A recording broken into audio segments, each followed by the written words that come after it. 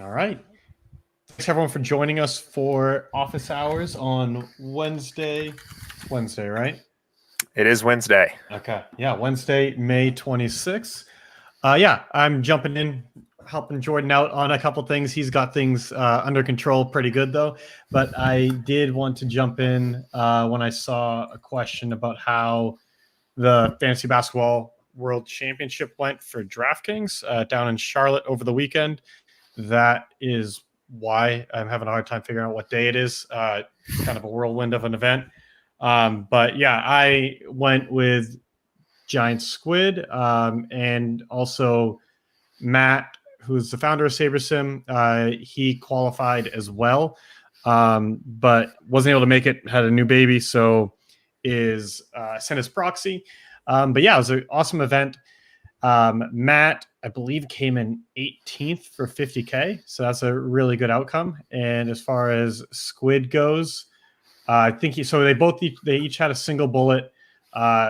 Squid, I have no idea how he finished, but I feel like that speaks to how he finished. It was probably like middle of the pack, maybe middle, like bottom half. And so, yeah, what they do for all these events, if people haven't attended them before or like seen videos or things, is basically it'll be a long weekend event, and they will have different. They brought us out to do NASCAR racing. Another group went to whitewater rafting, and they'll have kind of parties throughout the weekend. And then, since this was the first 2-day slate that I can remember, what they do is they just set up a massive like conference room in a hotel ballroom, pretty much. They just set it up as the ultimate place to watch sporting events. So they have like a couple massive screens with games on, and for Sunday they actually, since it was just one game at a time, it was like a much easier sweat. And so they had the games on the big screens, and then next to them they had the PGA Championship, because there's still a lot of guys with some golf action in there. And yeah, so it was a fun event, unique slate for sure. Having the two aspects of it. It was a 2-day event, and there were no simultaneous games. So you could really focus, and there was a lot of strategy that went into building those lineups. We'll have to get Matt on sometime to talk a bit more about the strategy that he went into, that he put into his. And I think there's a lot of interesting topics there. But I know we had Will, who is SaberSim's data scientist. He was Matt's proxy, and I think he is now hooked on live events. So I think he and I both are going to try to qualify for some of the smaller ones. They do fun ones like King of the Beach and others that are more geared towards not just the high stakes guys. So they have lower dollar qualifiers, all that kind of stuff. But so hopefully we'll get some good SaberSim crews at the other events. And one thing I want to point out on our YouTube channel is for I guess it must have been 2019 DraftKings Football Championship. Max qualified and did like a 5-part series breaking down pretty much everything he was doing for that. I know it's not football time right now, but it's definitely a good watch to see how he researches, what things he's looking into, how he's approaching the slate, since he has one lineup versus some of the guys that have a handful. So if you're interested in what these larger tournaments, larger buy-in, smaller field tournaments look like, that's honestly the best content I've seen on it. And I'm trying to find it. So I think we just have a playlist up. The road to the 10 million NFL DFS championship. And I won't completely spoil it, but Max had like a solid showing there. Didn't take it down or anything, but a solid showing. And that's a good one to watch if you want to see how some of the top guys prepare for these massive slates. But yeah, it's like 2 million a first. For the football one, this one was $1 million a first, 100 people. So there was a lot of money up top and good odds to get in there. Unfortunately, Squid did not, but Matt at least got close and got a good payday. But hopefully we'll have more to report as these live events start coming up. I know baseball is going to be end of the summer for DraftKings, and then FanDuel's got Fantasy, which is a smaller NBA live event in like July. But yeah, fun events. We'll do some more content around these. I know people are interested in them. But yeah, at least wanted to kind of add some color to that. Anything else you think people would be interested in around those, Jordan? No, sounds like you had a good time. I'm excited for Matt. Had a nice little cash there, it looks like. So it's cool that these live events are coming back. Makes it a lot of fun. So yeah, they always give something like, even for me, it's like I've only qualified myself for like the sports betting championship, which was a smaller package. But like they're always like, even the pros like always look forward to them. It gives you something to try to shoot for, and they're definitely looking to do a handful of like smaller events like King of the Beach, which are still a blast, a lot of money up top, but you can qualify without winning like a 50, 60 plus $1,000 package. So they're a little bit more approachable, but yeah, they're a ton of fun. And yeah, I'd love to meet up with anyone out there if anyone goes to any of the future ones, and I'm lucky enough to continue to be Squid's +1 to these as well. right on. Yeah.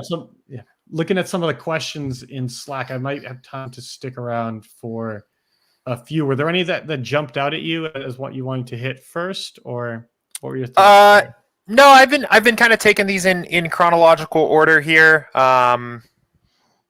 Is there anything that you maybe want to attack first here if you've got a limited time here? Yeah, so I'm looking. Okay, so first Jay asked about a question about entry manager with unique fill. So he said, let's assume I enter a total of 50 entries, download, and then upload that entry file to the manager. Then, okay, yeah. So he's basically saying like I register for 50 lineups on DraftKings, FanDuel, whatever, and then download the entries file, upload that to the entry manager.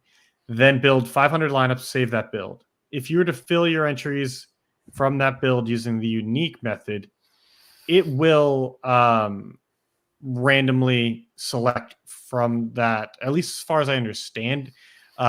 This was our intention. So if it doesn't do this, let us know and we'll dig into it. But our intention is for it to randomly select from that 500 to fill the 50 rather than just using the 1 through 50. There's honestly, though, like a lot of things that we're thinking about with the fill methods, because people often ask like, hey, like how do I get my top lineups as far as like projected score, Saber score? How do I get those top ones into my higher buy-in lineups? I want to have unique entries across all of my buy-ins, but I still want these higher projected ones in those higher buy-in contests.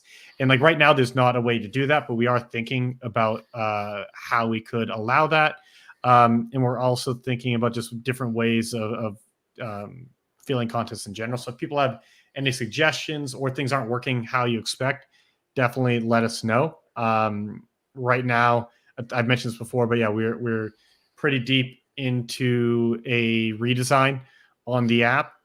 It'll still look very similar to how it does now, but we've restructured things, cleaned it up a bit, and just made it so that it's using as much of the screen space as possible, so that there's just not as much empty space, that things are easier to use, easier to understand, and frankly, just look a little bit cleaner. There is also going to be a dark mode in there, which I know a lot of people will be excited to hear. And along with that, yeah, we do have some features in the works around giving people more control over their builds, whether it's setting exposures up front or just more precise control over their exposures post-build, whatever it may be. We have a lot of that planned. And I think once we get through this big push, we're going to be able to circle back and look a little deeper at the entry editor and some of the other tools to see what we can do to just add some more power there. But it's definitely something that we want to keep working on and improving. All right. So, yeah, do you want to just shoot the next one in? Yeah. Let's go ahead. I think this is a good question. We've had some interesting dialogue here about these little NBA playoff slates so far in the playoffs here. Talked a little bit on Monday, a little bit yesterday, just about different ways to differentiate and attack these slates. We had a message in the Slack channel from Wings89 here on an NBA cold streak. I didn't copy that part. Can't ever seem to get it right on 20 max. Someone always busts that I have high ownership on. Any suggestions for tonight? So Andy, just kind of catching you up. Some of the things we've been talking about these last couple days on these short slates is just ways to differentiate in your construction from the field. So we talked a little bit about dropping that max salary down, maybe letting your minimum projection be a little bit lower to get some access to some of those lower owned plays. So again, with just a couple games on the slate, it's very easy to just have your 20 lineups go down with the ship. If you're wrong on one guy, these small NBA slates, they're going to be pretty variant compared to what NBA typically looks like. So Wings definitely, we're shooting for first here, and don't sweat those nights where you miss that min cash line on all 20, just because that's going to be the name of the game on these small slates. But I'll go ahead and offer one other tip, I guess, or something just to look at in addition to some of those other ideas we've been talking about this week here. Let me pull up. Here we go. So yeah, looking at the slate, we've talked about, again, dropping that max salary down a little bit, dropping that min protection down. One thing I would say to keep an eye on here, especially as we start to keep moving through some of these small slates through the playoffs, is just keep an eye on this ownership for these high ceiling plays. A trend I'm noticing in my play so far, just through this week and the NBA playoffs so far, is that the field is getting pretty attached to the ceiling plays with just a slightly higher median projection. And the ownership on those guys is starting to get a little wild. So Anthony Davis last night, I think, was as low as 10% owned in some of the big DraftKings contests for a guy that has 60, 70 point ceilings on a 3-game slate is pretty absurd. We had him as a pretty projected low owned play going into lock. So I know there were some users in the NBA channel talking about his ownership before lock last night, thinking that might be an opportunity. So I would say, just kind of continuing through the NBA playoffs here, another tool to add to your toolbox. Keep an eye on those projected ownerships for the high ceiling plays. Look for opportunities where, of a set of guys that all have a ceiling above 60 points, a lot of those guys have pretty similar outcomes. Right now, we've got pretty flat ownership projections, but if one of these starts to get a little higher than the rest, one maybe starts to drop. Don't be afraid to take a shot on one of those guys, get double or triple the field on them, because they've all got pretty similar ceilings, and we saw that last night where the low-owned play in Anthony Davis was the highest scoring play on the night. So, yeah, and the only thing I would just add here is that I think those are great tips for maximizing your edge on these small slates. Like, the goal is to minimize the chance of duplication. It's to have a handful of low ownership plays that really can set you apart from the field, so that when your plays do go off, you separate yourself from the field and cash for much more than you would when you are just playing like super chalk. But playoff NBA, small slates, like, it's going to be tough to avoid the chalk. So I think, yeah, those are great tips for finding the separation. I don't know if I would say, though, that will separate, like, if that will inherently lower variance. Like, I think this will get you better results in the long run, but like, you're still going to have ownership concentration. And I think this is what you were touching on before. So I just kind of wanted to reiterate this, is that on these small slates, like, you can find ways to get a little bit more exposure to some of the lower owned plays. But if you spread out your pool too far, too wide, when there are just 2 or 3 games, you're going to be picking almost from the bottom of the barrel. Yeah. And it is possible that some of those players can go off for sure, but I wouldn't want to force in those plays just for the sake of diversification. And what I'm ultimately saying is that what Jordan said earlier is that these types of games are going to be, these types of slates are going to be pretty boom or bust. And so yeah, it's just going to have a lot of ups and downs because you do need those high owned plays to do well. But just because they don't doesn't mean you should have had like capped your exposures to people or that kind of thing. It's like you want to still play the same strategy. You're going to have concentrated exposures. And that's just kind of the name of the game when it comes to the playoffs for NBA. And so that's just what I would keep in mind. But I would also check out the video that I publish is for baseball. You can find it on our site in the resources section. If you're able to bring it up, Jordan, it's just the MLB course. It's one of the lessons in that is bankroll management and contest selection. And I think your best bet for lowering variance without sacrificing too much edge is really just figuring out, okay, how much do I want to risk tonight? And finding a way to spread that out amongst the lowest buy-in contests you can find. If you haven't seen that video, one of the things I touch on is that people who have $1 million or more in lifetime entries cannot play any contest under $3.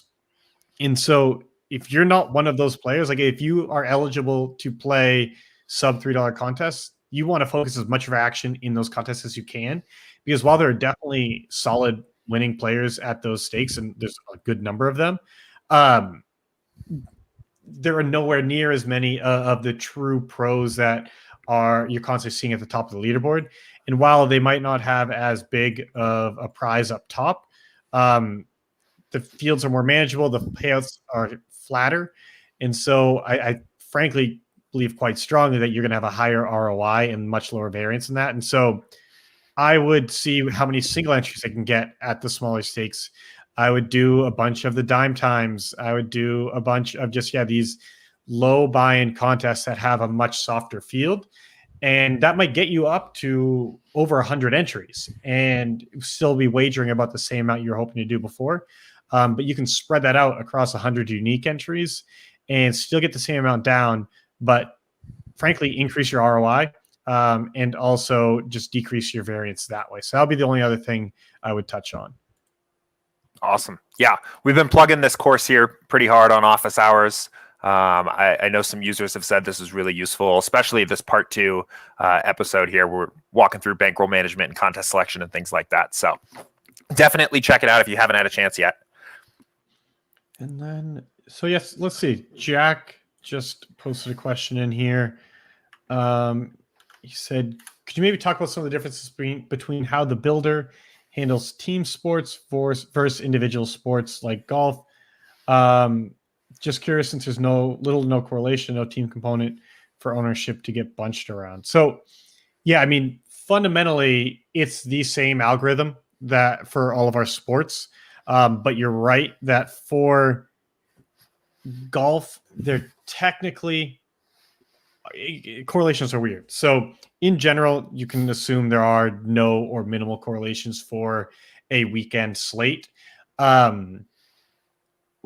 Tee time groupings can have some correlations, but usually the morning group on Thursday tees off in the afternoon on Friday and vice versa.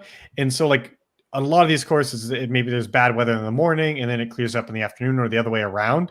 And if both groups get the same exposure to it, there's not really much edge there. There can be some weird circumstances where the weather isn't as consistent and that there is a clear advantage in correlation to specific tee groupings.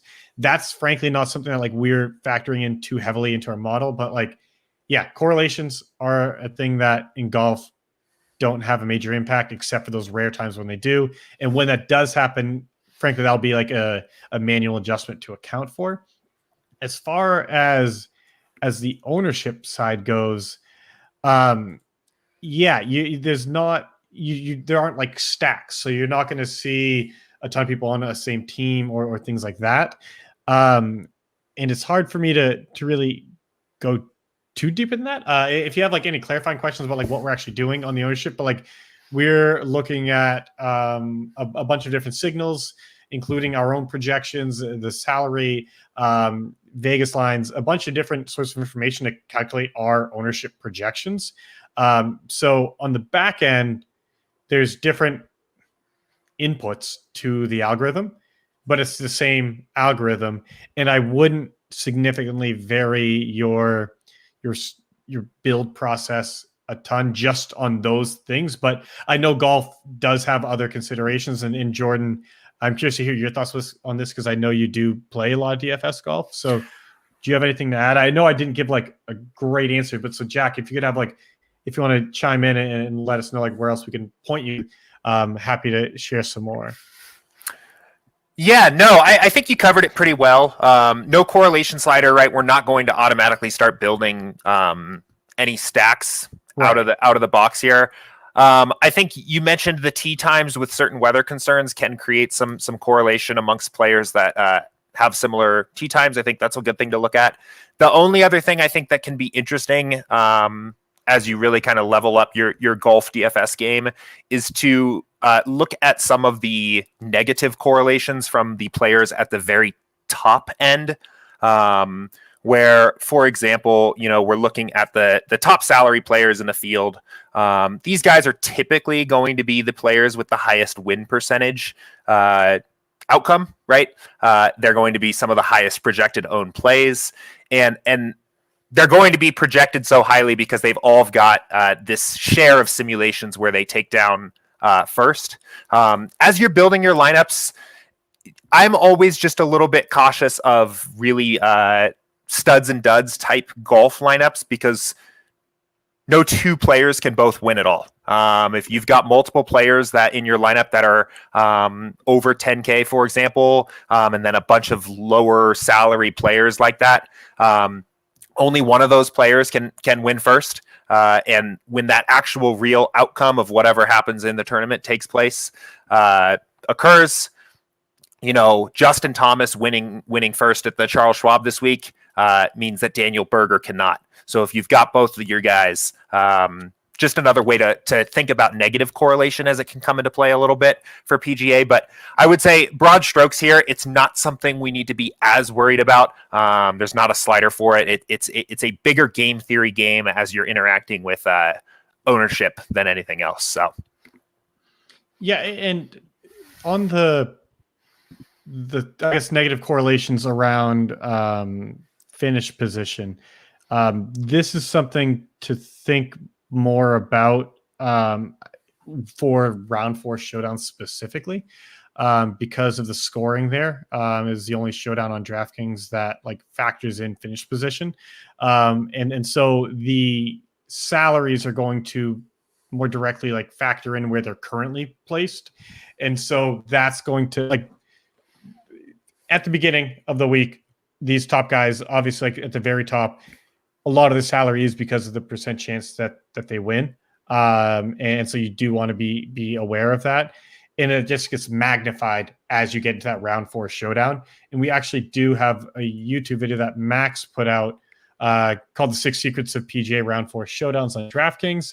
And that one talks about some areas where we are able to get significant edge on our competition with these projections because of the fact that we simulate these tournaments. And so we're not just looking at this player wins this percent, this player wins that percent. We know that when this player wins, we literally simulate out the contest. No one else could have won because there's just only one player in first. Like we're able to really get a good grasp on the impact of those negative correlations at the top of the leaderboard. So check out that video on YouTube if you want like more information on how that can play out as well. Yeah, it's a great point.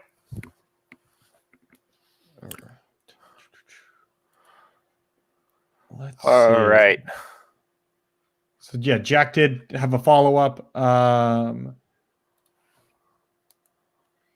Since PGA has this component of top 20, 10, 5 win odds, what happens to those when we make projection adjustments? So this is going to be so there's 2 answers to this. One, in the app itself, like what you see, when you make those adjustments, we're not going to update those components. That's just kind of how it works across the board for all the sports. It would get messy if we did that, frankly. It's something that I wouldn't rule out entirely, but like, yeah, for now, it's not changing anything in the app. On the back end, though, what we do is we then effectively filter the simulations around this new projection you take, and so we'll lower their projection accordingly, and it will lower their top X finish percent as well. It's something that right now we don't have a great way of like visually showing you, but that is being accounted for. Like if we lower Justin Thomas down from basically 80 to 70, in effect, when you are building lineups, the lineup builder will not assume that he has the same top X finish percents as he does here. And so that is being accounted for. Yeah. And so like you asked the follow-up question is like, if you decrease them, are we still thinking they are the favorite? They just don't score that many points.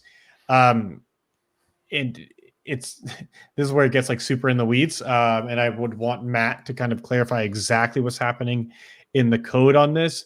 But I'm comfortable saying that, yeah, we are going beyond just literally assuming the same finish positions, and that they instead are going to actually that will all account for the lower projection.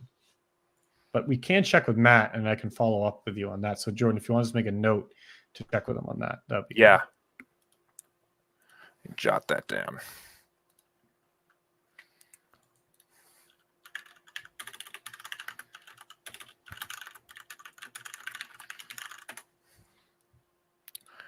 All right.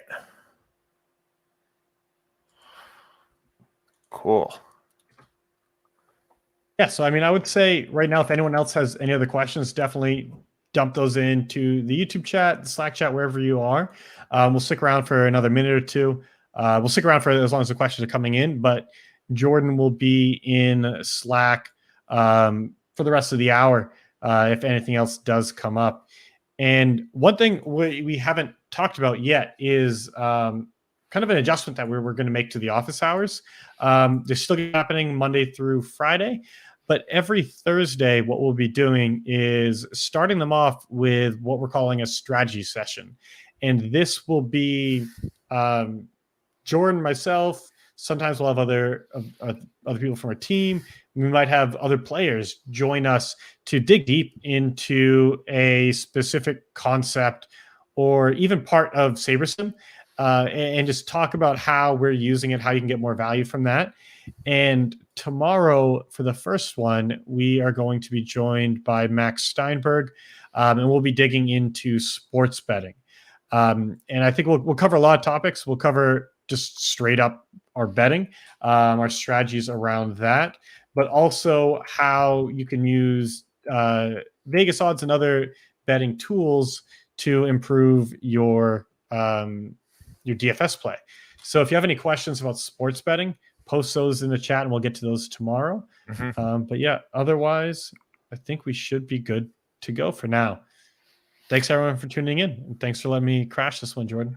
Yeah, no problem. Let me know if there's any questions in the next half hour here through the end of the hour. Happy to help out in the channel. I know that there's already a little excitement about the sports betting strategy session here in the Office Hours channel. So I know a few folks have been asking for that. So we're excited to get that started tomorrow. And yeah, we'll go from there.